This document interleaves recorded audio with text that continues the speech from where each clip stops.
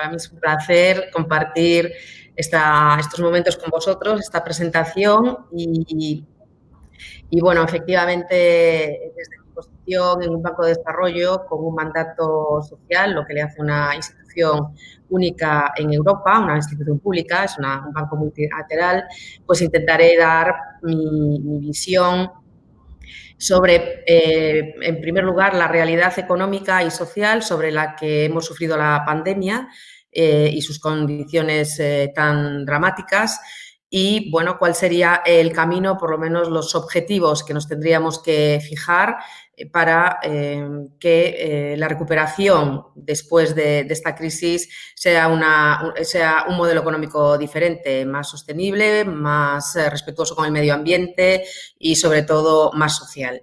La dimensión social de todas las políticas y de todas las iniciativas que se vayan a tomar tiene que estar en el centro de atención.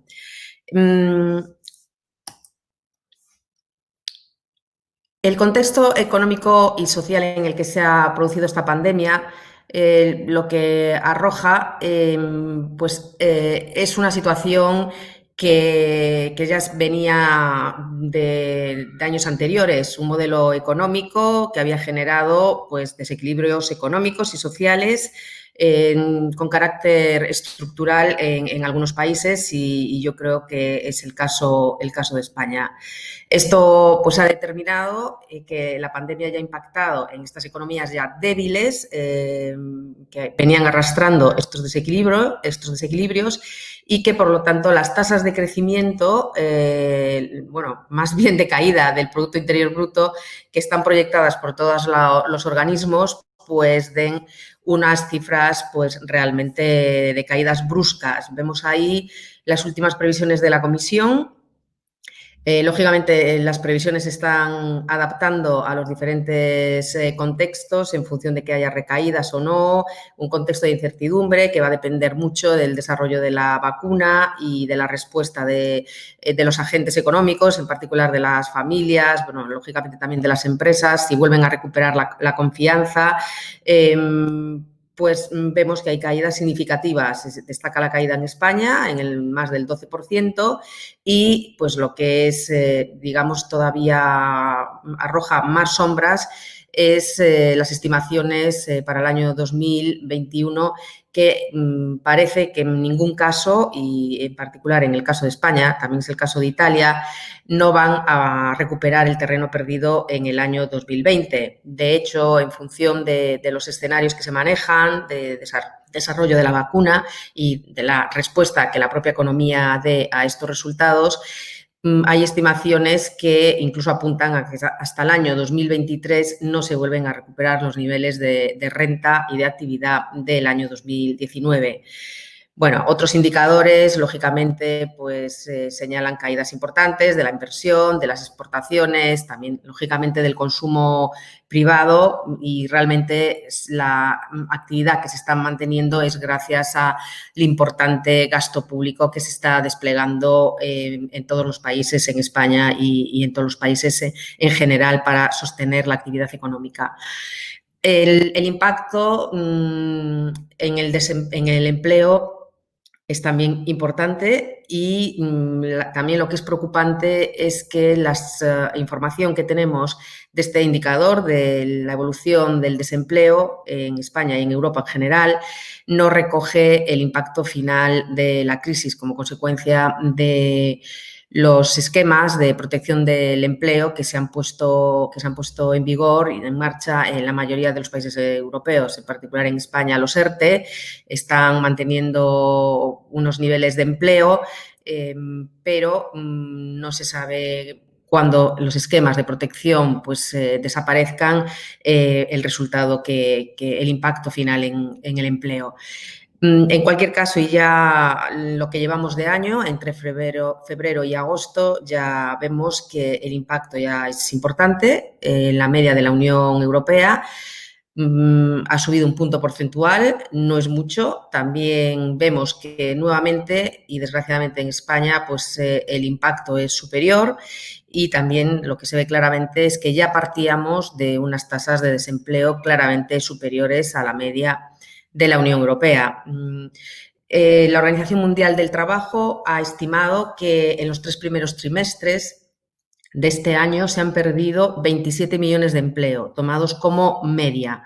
Y a nivel mundial hay estimaciones de la OCDE que apuntan a que el número de horas trabajadas ha caído 10 veces más de lo que cayeron en los peores meses de la crisis financiera del año 2008, lo que demuestra que el impacto de la pandemia es incluso mucho más superior a lo que fue la crisis financiera.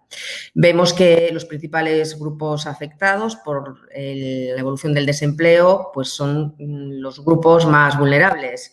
En particular los jóvenes, por su situación, en la mayoría de los casos de precariedad, altas tasas de temporalidad, en algunos casos baja cualificación, y lógicamente son los primeros en sufrir la pérdida de empleo. Todo esto pone de manifiesto que las economías, como decía al principio, pues afrontaban ya muchos desafíos antes de ser impactadas por la crisis sanitaria. Desafíos que han estado motivados, o de acuerdo con, en fin, muchos estudios, por diferentes motivos. Uno de ellos es una, no sé si pueden pasar, por favor, a la siguiente transparencia. Creo es la siguiente, es que si es posible, eso es. Desafíos que ya se venían acumulando con anterioridad al impacto de la crisis sanitaria, como decía, y en particular una persistente falta de inversión en infraestructura social. Hay un grupo de trabajo que preside Romano Prodi que presentó un estudio, ELTI, European Long Term Investment Group, que presentó un estudio sobre, sobre la evolución de la inversión en infraestructura en general y en particular en infraestructura social. Y ha llegado a la conclusión de que hay un gap, una brecha anual en inversiones en infraestructura de carácter social en el entorno de 150 millones de euros. En particular, los sectores especialmente afectados serían el sector sanitario, el sector de la salud y de los cuidados a mayores, las viviendas sociales, lo que se llama ahora affordable housing, es decir, viviendas sociales, pero que reúnan las garantías de calidad, digamos, decentes, ¿no? Vivienda decente para toda la población, y el sector de educación. El que ha sufrido quizás la mayor brecha y de ahí que se obtenga una de las explicaciones del impacto importante de la pandemia es el sector sanitario, con una brecha estimada de 70 millones de euros de inversión anual, 70.000 millones, esto es a nivel de toda Europa. Seguido por el sector de la vivienda social y educación. En total, como decía, 150.000 millones de euros. Eso es particularmente grave, teniendo en cuenta que en Europa pues, tenemos una evolución demográfica que, según también las estimaciones de la Unión Europea, apuntan a un claro envejecimiento de la población, como ya lo estamos viendo. Y de acuerdo con estas estadísticas, los mayores de 65 pues, van a pasar de representar aproximadamente el 15% de la población, esto es nuevamente a nivel de la Unión Europea, 96 millones de personas, a representar prácticamente el 30% de la población en el año 2060. Esta brecha en inversión en infraestructura social ha producido también como consecuencia que la convergencia real dentro de las economías de la Unión Europea pues no se haya producido, o por lo menos al nivel que hubiese sido deseable. En la actualidad todavía una sexta parte de la población europea vive en regiones que tienen un nivel de renta que es inferior a la mitad de la media de la Unión Europea. Y, por supuesto, todos los efectos de la pandemia han sido exacerbados por el impacto del cambio climático y las necesidades de adaptación a los nuevos objetivos de desarrollo sostenible. Si pasamos yo creo que en vuestra transparencia, en vuestra presentación es la anterior. En términos de desigualdad, lo que se ha producido a raíz de la pandemia o mejor dicho, se ha agravado, es un incremento de la desigualdad. Un fenómeno o una tendencia que ya se venía produciendo en los últimos años y que los efectos de la pandemia ha agravado, ya que la crisis sanitaria ha afectado en mayor medida a la población más desfavorecida, a la población más vulnerable por muchos motivos.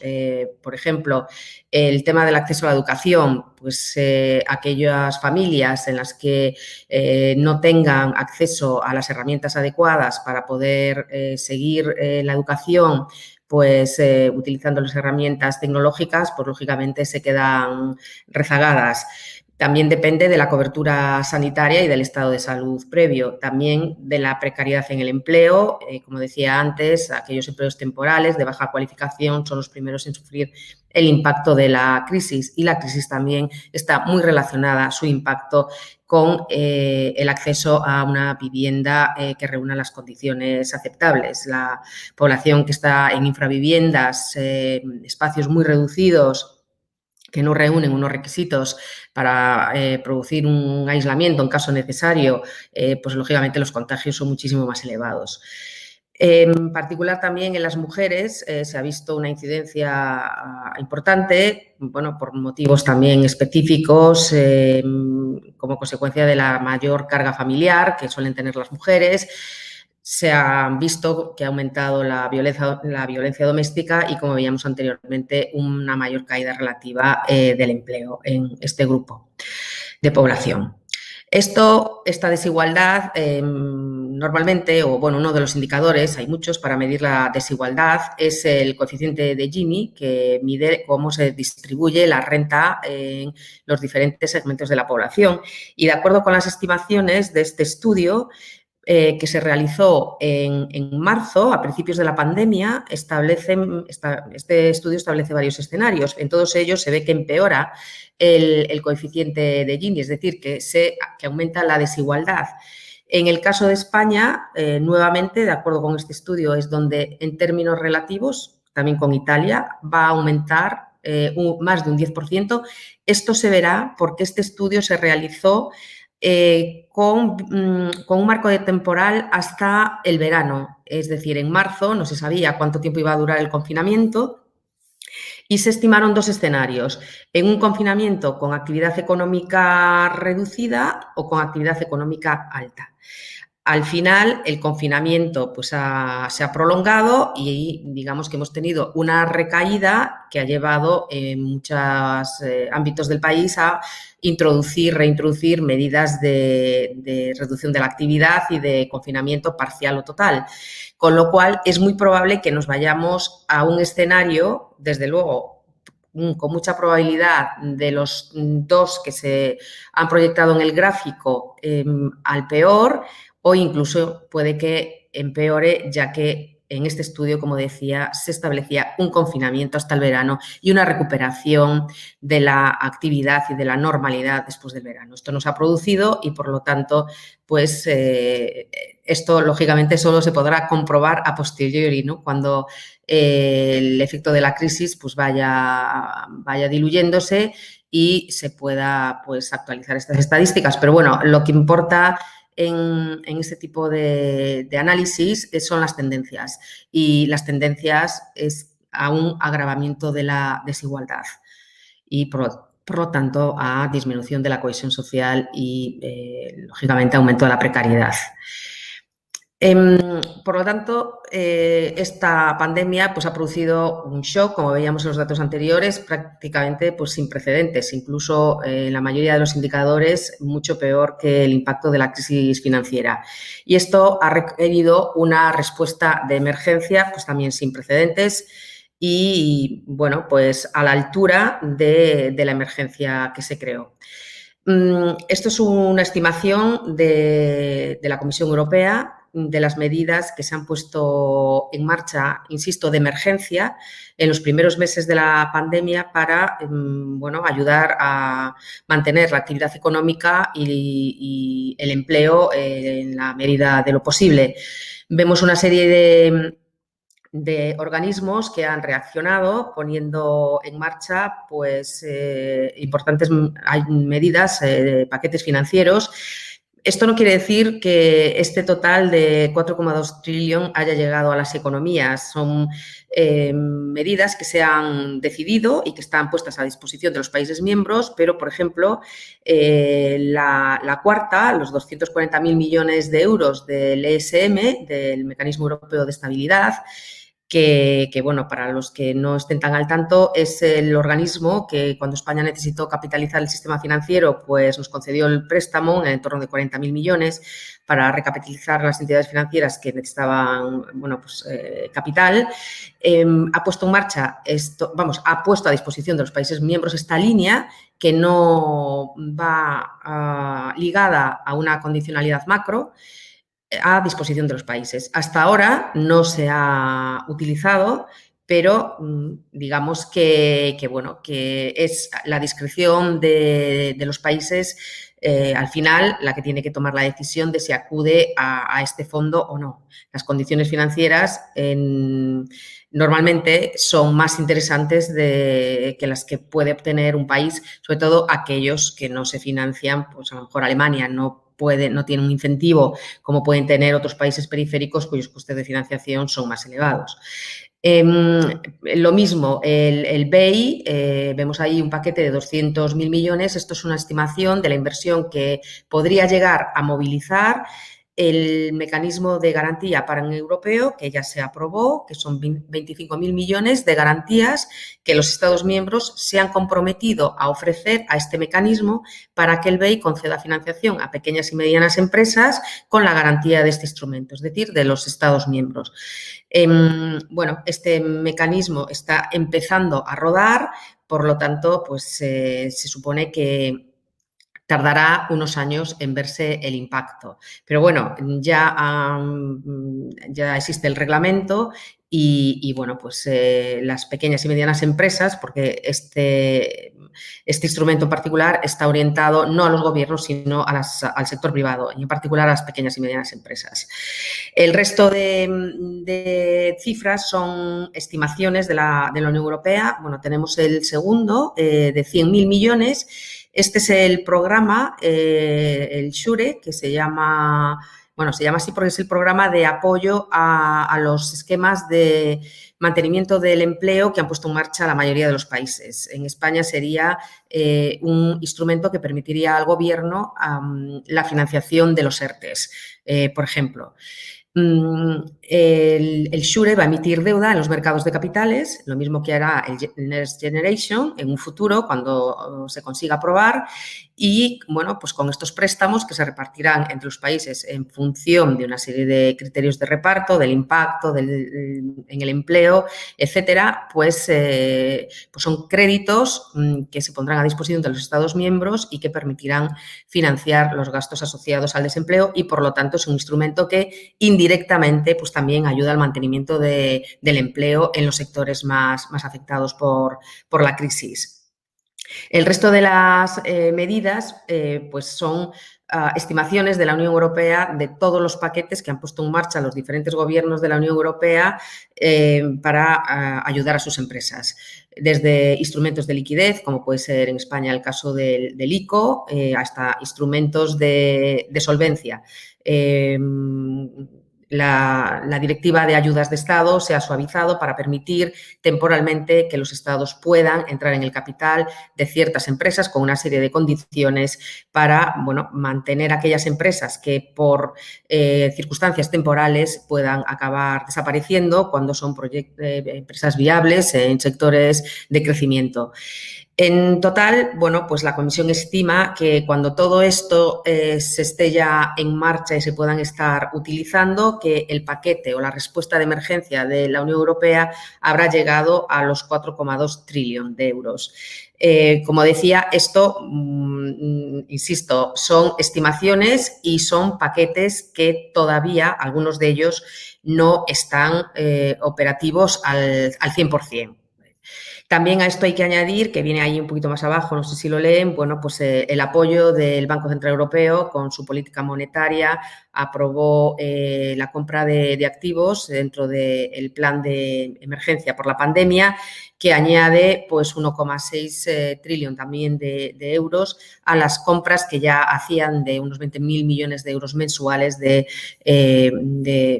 activos europeos, en particular deuda soberana, pero también deuda corporativa y otros activos como cédulas, cover bonds, etcétera. En definitiva, un paquete importante de apoyo financiero, pero que tardará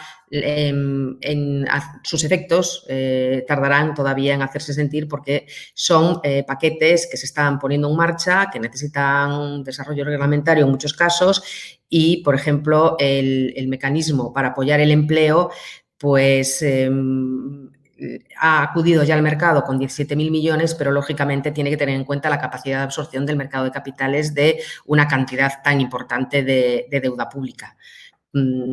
Es deuda europea, pero no deja de ser deuda pública y esto se añade a todas las emisiones de todos los soberanos. Por lo tanto, hay que tener en cuenta pues, el apetito del mercado de capitales por comprar esta deuda y, por lo tanto, pues la Comisión Europea está llamada, eso sí que es verdad, a convertirse en uno de los grandes emisores de deuda pública en los próximos años si unimos a este programa los 750.000 millones del Next Generation que también tendrá que emitir.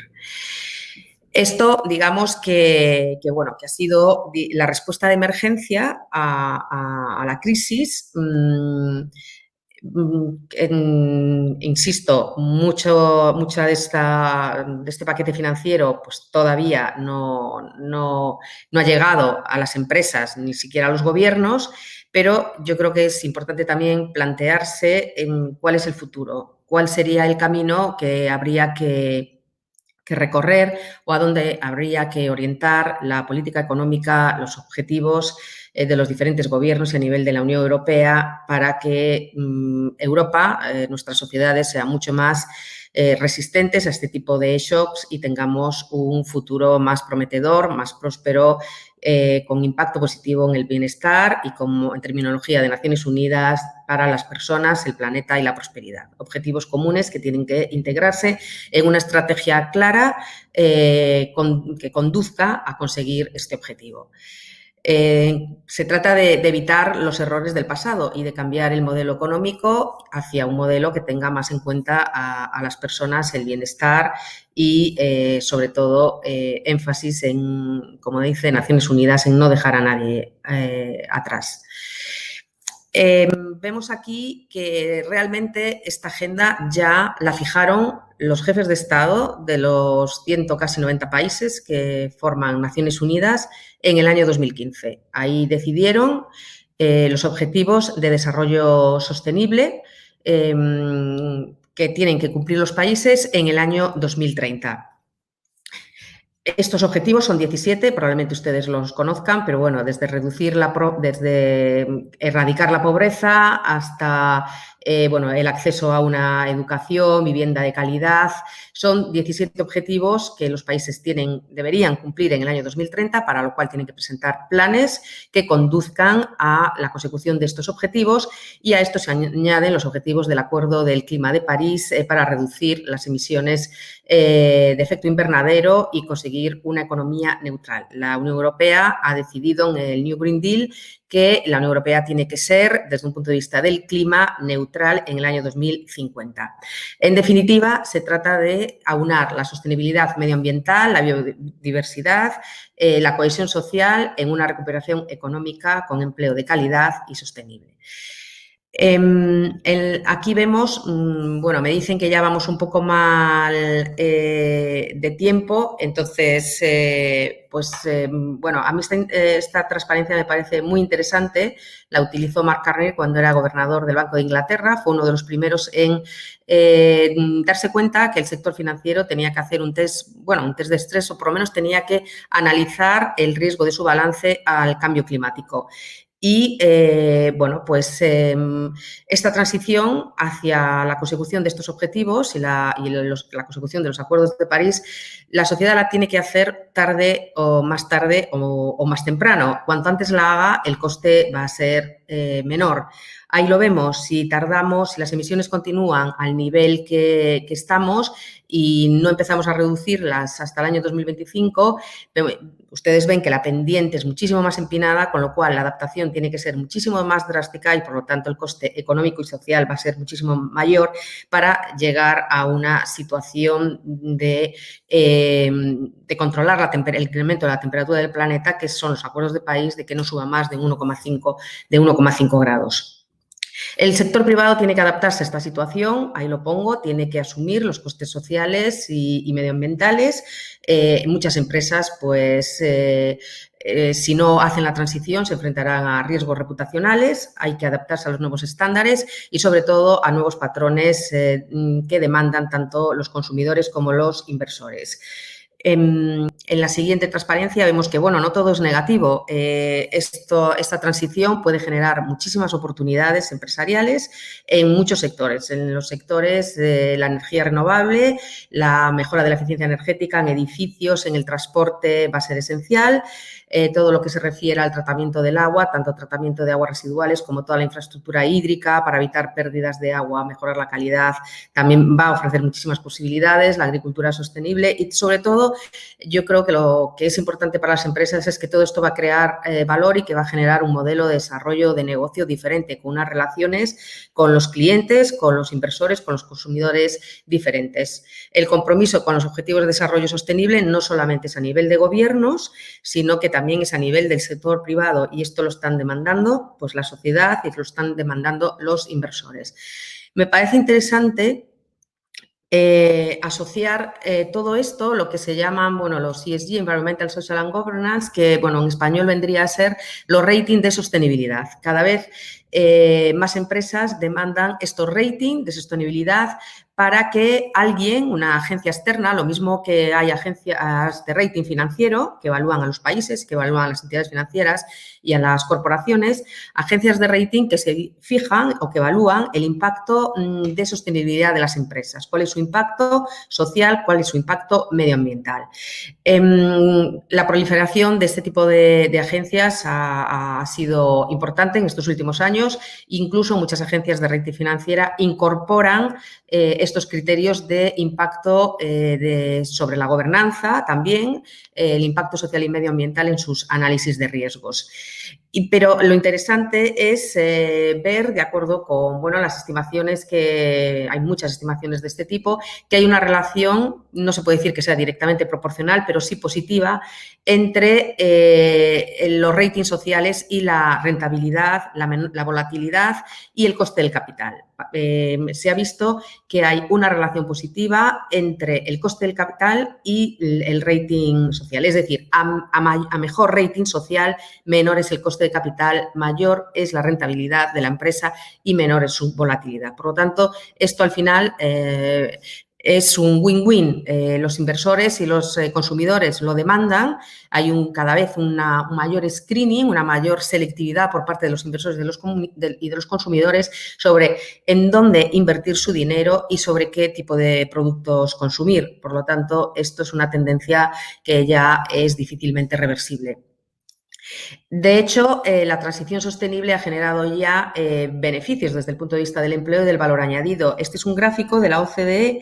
Es antiguo, está referenciado al 2000-2013, pero me ha parecido interesante ponerlo porque, aunque digamos que es de años pasados, recoge el periodo de la crisis financiera, y ahí se ve cómo el empleo dentro de cada sector, en aquellas actividades más relacionadas con la sostenibilidad, ha crecido mucho más que en el resto de las actividades.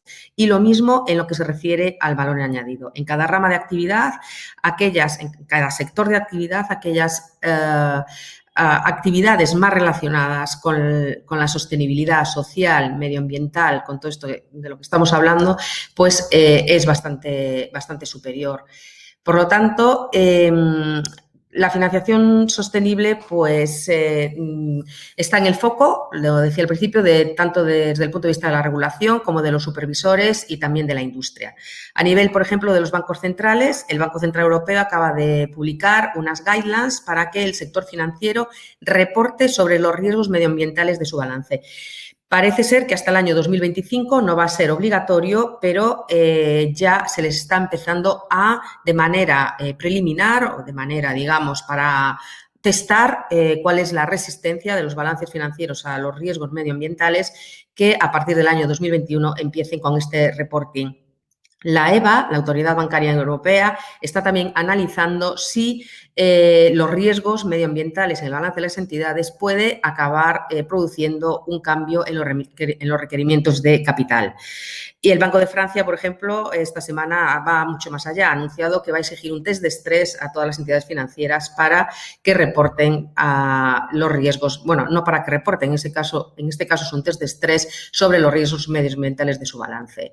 El Financial Stability Board, que reporta al G20, fue uno de los primeros, como decía, lo presidía Mark Carney, el gobernador del Banco de Inglaterra, en exigir directrices de reporting de riesgos climáticos en el sector financiero.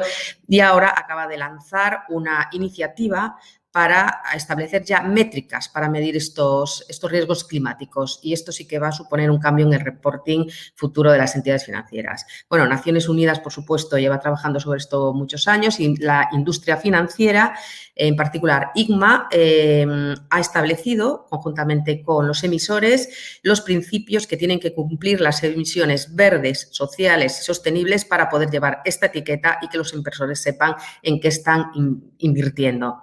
A nivel local, creo que es muy importante porque muchos de los desafíos que tienen ahora los países pues los tienen que abordar los ayuntamientos. Muchas de las inversiones en infraestructura social son competencia de los ayuntamientos y hay muchísimas iniciativas, por ejemplo, el C40, Madrid forma parte de esta iniciativa y, bueno, 96 megaciudades del mundo para compartir experiencias y hacer lobby para que las ciudades puedan ser escuchadas cuando se tomen decisiones de política económica.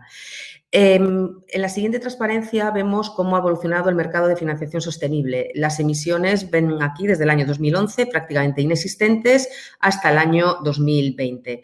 En verde oscuro están las emisiones de bonos verdes, es el primer mercado que se desarrolló y posteriormente se desarrollaron otros mercados, en particular el mercado de bonos sociales. Me parece muy interesante poner de manifiesto que en el año 2020 el crecimiento de este mercado ha sido muy fuerte, como lo ven ahí, es el verde clarito y esto se debe pues a la concienciación de la sociedad por los efectos de la pandemia y la gran demanda que hay a nivel social por la emisión de bonos sociales. En particular, el banco en el que trabajo es uno de los pioneros en emitir bonos sociales. Si podemos pasar a la siguiente transparencia, por favor. Empezó en el año 2017 emitiendo un bono social, 500 millones de euros todos los años y este año hemos emitido 1,5 billón de euros de bonos sociales. El interés, porque, bueno, siendo un banco social, pues, lógicamente, nuestras emisiones son todas sociales, pero, en particular, el llevar la etiqueta social, lo que quiere decir es que estamos captando financiación del sector privado a través de estas emisiones que va a ir directamente a proyectos específicos con un alto contenido social en cuatro sectores: la salud, vivienda social, educación y la financiación de pequeñas y medianas empresas. Por lo tanto, es una manera de incorporar al sector privado en la financiación de este gap de infraestructura social que veíamos al principio.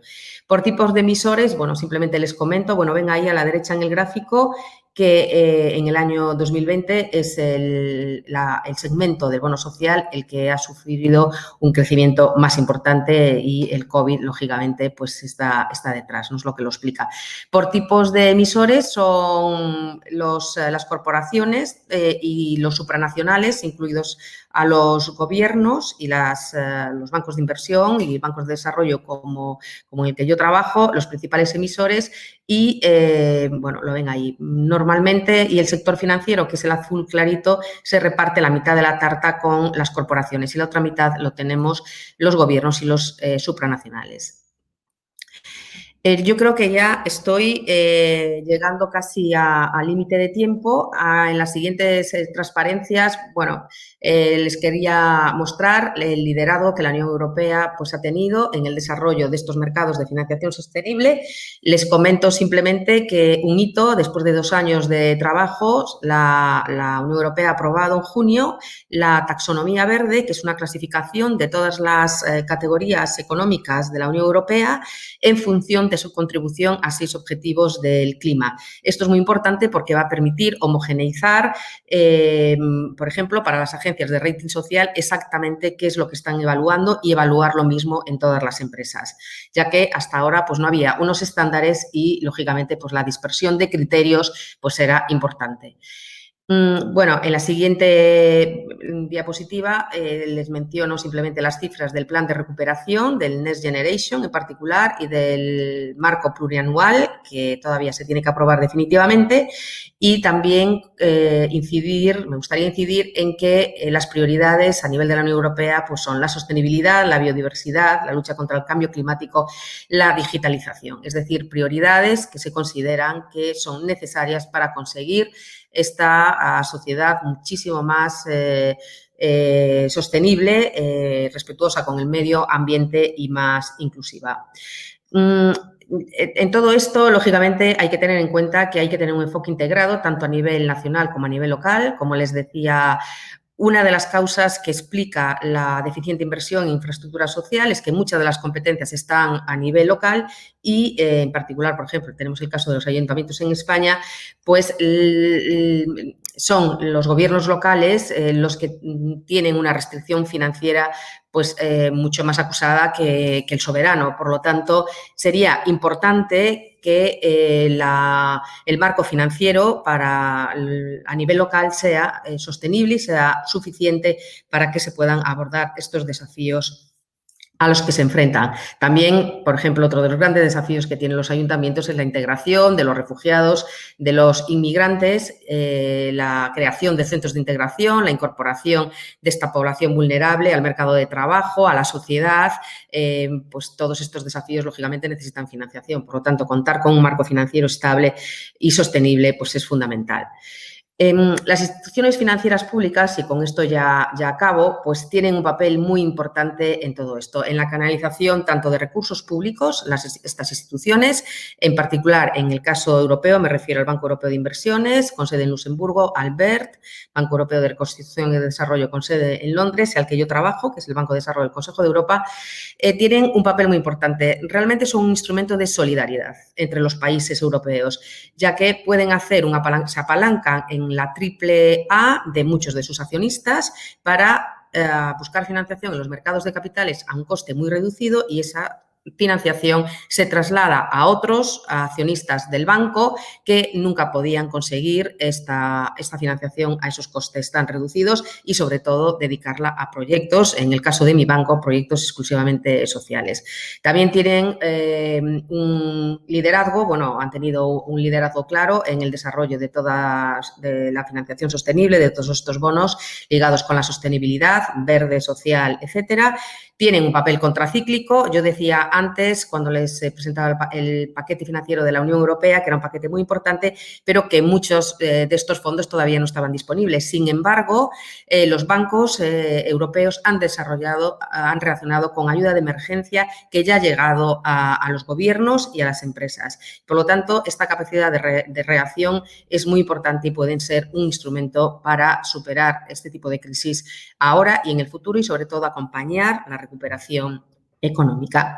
Simplemente me gustaría terminar, permítame, con unas palabras sobre el banco en el que trabajo, al que se había referido Francisco en la presentación, y resaltando simplemente unos cuantos, características específicas de este banco, porque soy consciente de que es un banco poco conocido, desde luego mucho menos conocido que el resto de los bancos multilaterales europeos. A pesar de que es el más antiguo, se creó a finales de los 50, además con una vocación social para dar soluciones financieras a los desplazados por la guerra, a los refugiados y a los inmigrantes. Con el tiempo amplió su objetivo y ahora el mandato del banco es reforzar la cohesión social en Europa con un especial foco en la integración de las personas más desfavorecidas y sobre todo aquellos afectados por catástrofes naturales o medioambientales de toda índole. Tiene 42 países miembros, la Unión Europea y la zona de los Balcanes, y Turquía, por ejemplo, y otros países del este de Europa, y lleva, pues como decía, décadas financiando inversiones en proyectos con un alto contenido social. Y también, por supuesto, integrando todo lo que es la sostenibilidad medioambiental en todas sus actividades. El 80% de los fondos se dedica a infraestructura social en los sectores de educación, vivienda social, sanidad, por ejemplo, y el 20% va dirigido a microempresas y pequeñas y medianas empresas. Este año ha sido un año excepcional para el banco. El volumen de proyectos aprobados ha sido de 6.000 millones de euros, de los cuales 3.600 millones de euros han sido ya a proyectos relacionados con el COVID. Por eso decía que la capacidad de reacción de estos bancos, en particular del banco en el que trabajo, es importante, ya que en 2 o 3 meses permite que esta financiación esté ya a disposición de los Estados miembros. Para ello, pues hemos flexibilizado todos nuestros procedimientos internos y poder ayudar a los países a mantener el empleo y la actividad. Al mismo tiempo, bueno, lógicamente, toda la experiencia acumulada en el banco permite acompañar muchos de los proyectos que financiamos con asistencia técnica y, por supuesto, una monitorización constante en la implementación de los proyectos. Ven ahí el plan estratégico para el año 2020-2022, que incide en las líneas que le comentaba: el crecimiento inclusivo, especial incidencia en los grupos más vulnerables, y la sostenibilidad medioambiental. Como banco social, es una de las características que tiene este banco, es el único que tiene un carácter exclusivamente social, pues siempre ponemos el énfasis en la dimensión social de todos los desafíos que estamos o que vamos a afrontar. A nivel operacional, dedicamos prácticamente 1/3 y creciente de la financiación ya a ayuntamientos, y hemos incorporado los objetivos de desarrollo sostenible en nuestro marco operativo, de manera que podamos analizar cómo nuestros proyectos contribuyen a que los países puedan alcanzar esos objetivos. Y ya creo que con esto termino, porque está Francisco en la pantalla y además, bueno, he llegado un poco rápido al final, pero bueno, yo creo que más o menos las ideas, he intentado dejarlas más o menos plasmadas en la presentación. Muchas gracias. Muchas gracias, Rosa. Yo creo que has hecho un ejercicio de condensación en los minutos que has tenido, en las que seguro que todos nos quedamos con ganas de profundizar en cosas concretas, pero sí has tenido la capacidad de dejarnos ver, aunque sea en algún tema de manera superficial, la cantidad de asuntos de relevancia que se abordan a nivel europeo y quizás la claridad que hay, como decíamos al principio, en hacia dónde hay que dirigirse a la salida de la situación actual, ¿no? Y veo por aquí que ya hay preguntas y cuestiones. Espero que no haya ninguna demasiado complicada, pero vamos a ir viéndolas porque a mí me surgen algunas, pero vamos a ir viendo aquí. La gente ha preguntado, en primer lugar ha habido aquí mucho asunto relacionado con la sostenibilidad y hacia dónde tenemos que ir en políticas medioambientales, ¿no? Y surge una primera pregunta que tiene que ver con las dudas lógicas que se generan en ese camino con la situación que vivimos, ¿no? La pregunta en concreto es, dentro de esta situación económica tan negativa y sobrevenida, ¿de verdad podemos pensar que los países van a seguir comprometidos con la Agenda 2030 y con esos objetivos tan ambiciosos? Es una duda razonable porque eran unos objetivos a una velocidad de crucero y parece que llegamos a una situación en la que todo se trastoca, ¿no? Sí, bueno, sí, esta es una de las, digamos que la pregunta es muy razonable porque es recurrente, ¿no? Y de hecho es, bueno, un interrogante que nos planteamos constantemente. Yo creo que sí que existe un riesgo, no vamos a negar que la situación de emergencia, pues, lógicamente desvía la atención hacia objetivos que ya no son en largo plazo, porque es en el medio plazo, ¿no? Porque el año 2030, pues, casi está a la vuelta de la esquina. Entonces, desde mi punto de vista, yo creo que hay que hacer una labor de concienciación a todos los dirigentes y creo que la Unión Europea tiene un papel de liderazgo aquí y creo que lo está ejerciendo porque las prioridades que ha establecido en el Fondo de Recuperación y Resiliencia, en el Next Generation, pues van por el camino de conseguir estos objetivos de desarrollo sostenible. El New Green Deal también va por este camino. Claro, corresponde a los países preparar planes de recuperación que les permitan digamos, absorber esos fondos y acudir a esos fondos para financiar este cambio y esta transición que, bueno, se puede retrasar un poco más, pero retrasarla de forma indefinida, pues al final va a suponer más costes. Más costes porque, bueno, el compromiso político y los efectos sobre el medio ambiente del aumento del calentamiento global, pues ya son evidentes, pero es que además eso tiene costes para, lógicamente, los más desprotegidos. Las personas que viven en infraviviendas, pues lógicamente lo sufren más, tienen que pagar una factura energética más alta si tuvieran unas viviendas adecuadas, en fin, todo esto digamos que al final es un círculo, que posponerlo es, digamos que puede existir un riesgo de que se posponga, pero posponerlo mucho más, al final el coste va a ser muchísimo mayor. Yo creo que la Unión Europea está marcando el camino y que son los gobiernos ahora los que tienen la responsabilidad de, bueno, de hacer planes de recuperación, presentar planes de recuperación en ese mismo sentido. Pero sí, efectivamente, pues es un riesgo. De todas maneras, yo creo que abordar todas estas, o sea, la transición, yo creo que es inevitable y además, independientemente de que las necesidades de la pandemia sean muy específicas para el sector sanitario, etcétera, esto hay que abordarlo desde la perspectiva de ser respetuosos con el medio ambiente. Es decir, si se va a construir un nuevo hospital, lógicamente habrá que cumplir unos estándares respetuosos con el medio ambiente. Habrá que incorporar una dimensión social, pero también una dimensión climática.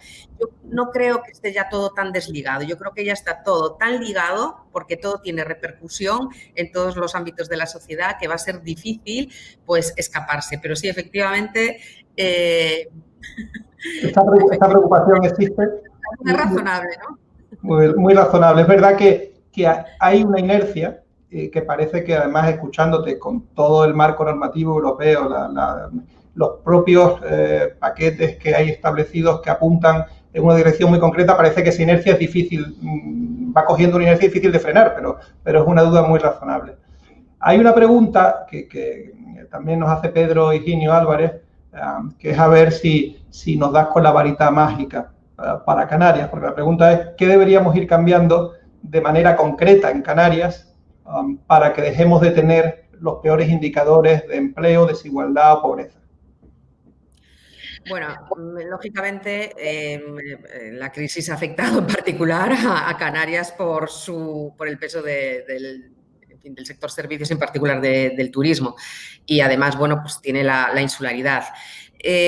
Claro, cambiar eso del día a la noche pues es complicado. Yo creo que en este momento lo que se necesitan son programas de apoyo para mantener el empleo y para mantener la actividad económica. Eso está claro. A medio y largo plazo, pues yo diría un poco lo mismo. Yo creo que hay que tener en cuenta que, bueno, los mejores resultados se consiguen con la diversificación.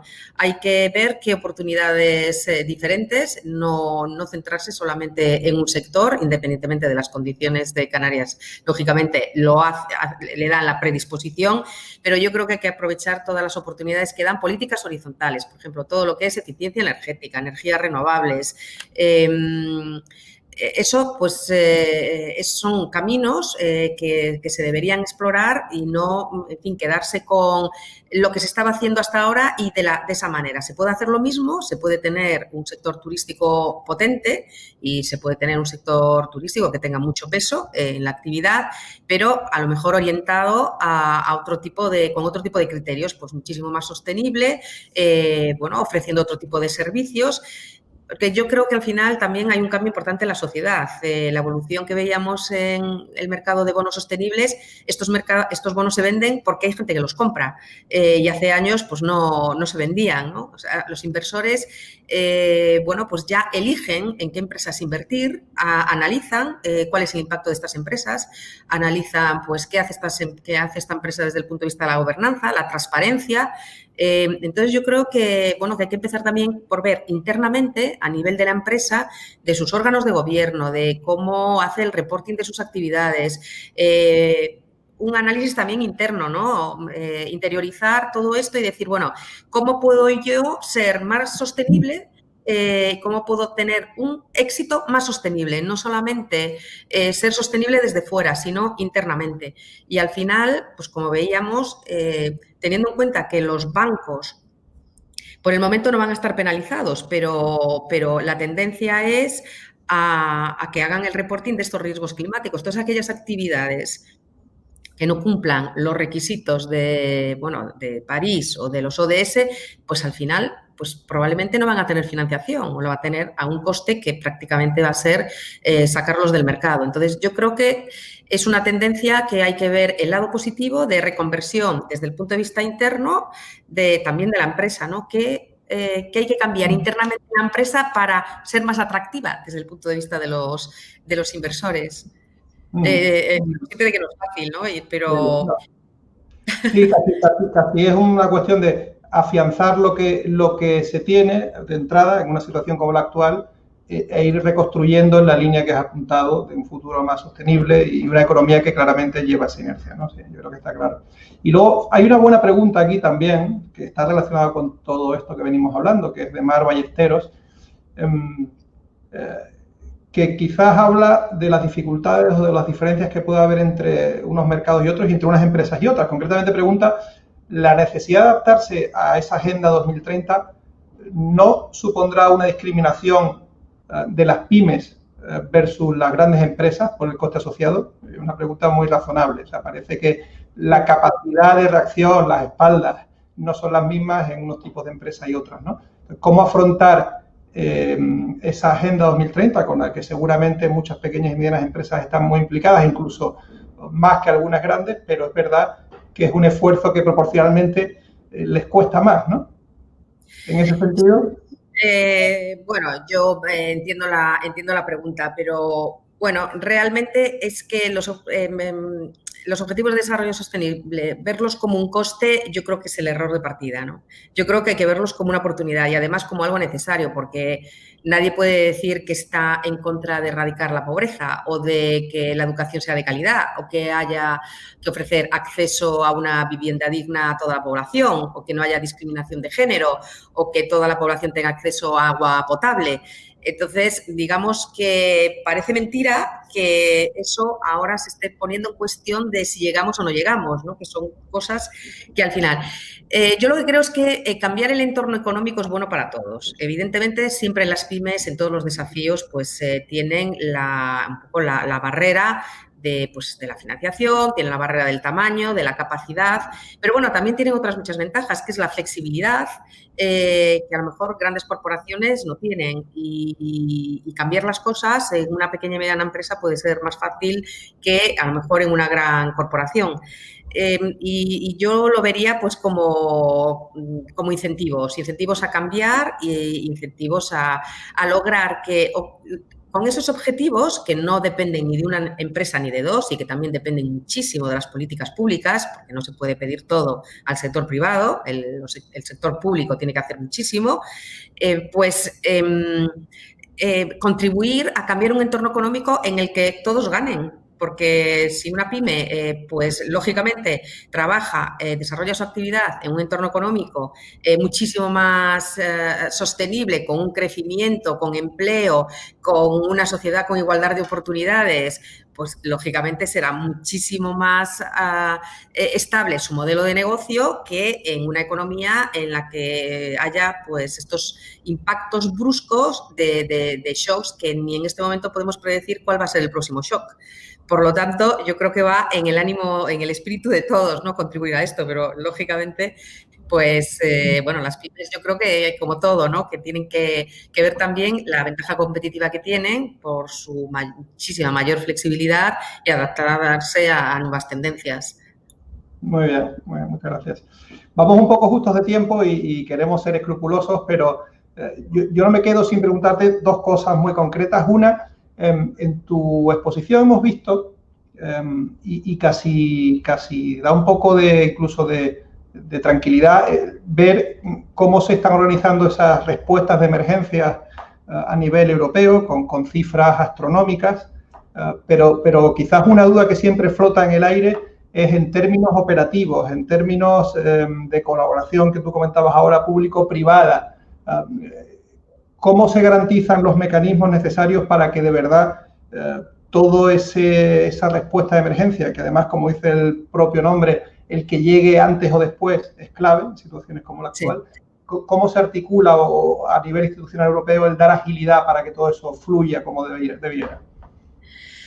Bueno, en eso ahí, pues, lo único que puedo vender es nuevamente la capacidad de mi banco y del resto de los bancos, del BEI también, en responder aumentando de forma prácticamente doblando el volumen de préstamos relacionados con el COVID.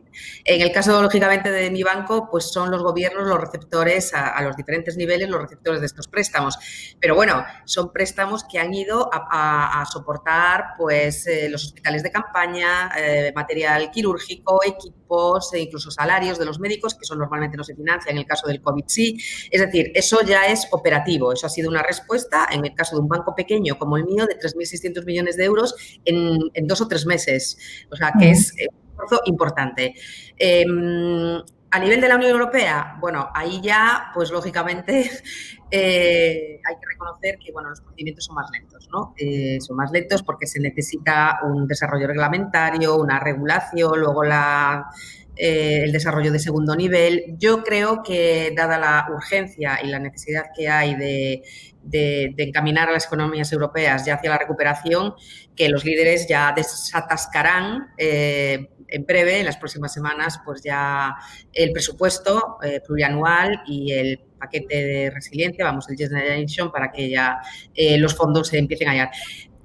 La verdad es que en el programa de soporte de ayuda al desempleo, ¿no? el SURE, realmente hay que reconocer que la Unión Europea ya ha ido al mercado con 17.000 millones de euros. Y esos 17.000 millones de euros ya se han repartido a los países. Por lo tanto, yo creo que en esta crisis los procedimientos de la Unión Europea están siendo bastante más ágiles que en ocasiones anteriores. Y bueno, pues lo que es deseable es que todo continúe así, que sigan siendo ágiles.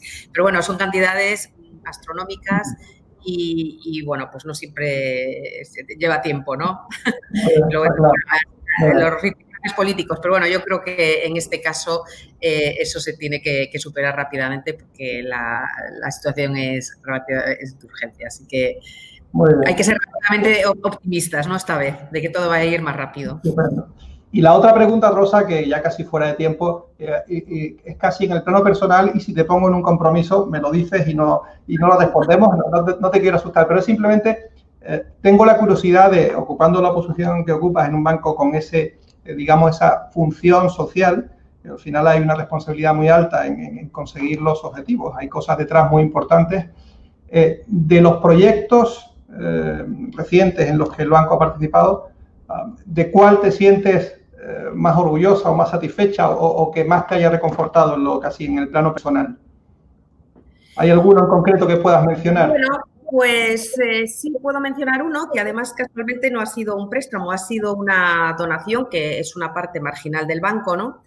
Para Melilla, para el hospital de Melilla, para ayudarles a informatizar todo, bueno, todo el hospital y dar cobertura, asistencia sanitaria. Bien, conocemos el problema, ¿no?, que existe allí. Y bueno, la verdad es que me acerqué allí y realmente fue bastante impresionante. Me impresionó la situación. Y bueno, me sentí bastante orgullosa, ¿no?, como española de haber contribuido a que el banco les hiciera, bueno, pues una donación importante, ¿no?, para mejorar esos sistemas. Ese tipo de cosas, al final, pues reconfortan, sí. Muy bien, oye, pues Rosa, estamos fuera de tiempo. Yo únicamente agradecerte, la verdad es que creo que ha sido una presentación muy enriquecedora. Yo creo que son de estas presentaciones que se te quedan en la cabeza y seguramente con el paso de los días nos van viniendo ideas. Me quedo con la idea de que ya partíamos de una situación previa que no era la ideal, de unas situaciones de desigualdad que ya se venían evaluando cómo mejorarlas, que esto lo que ha hecho es empeorar esas situaciones que veníamos, nos has contado, y que al final hay una conciencia muy clara de hacia dónde aparentemente queremos ir, ¿no? Entonces, bueno, me quedo digamos, con el punto positivo de que es verdad que estamos pasando un momento especialmente complicado, pero que con el esfuerzo conjunto de todos y teniendo claro el foco hacia dónde ir, pues seguramente saldremos reforzados y, como tú decías en tu presentación, con un modelo más justo, más equitativo y más inclusivo. O sea, que muchas gracias por tu presentación y desearte todos los éxitos, que al final son los éxitos de todos, y que te podamos ver por Canarias, igual que has estado en Melilla, pues en algún proyecto de los que nos podamos ver presentándolo aquí en Canarias. Muchas gracias por todo. Muchísimas gracias a vosotros, un placer. Gracias. Gracias.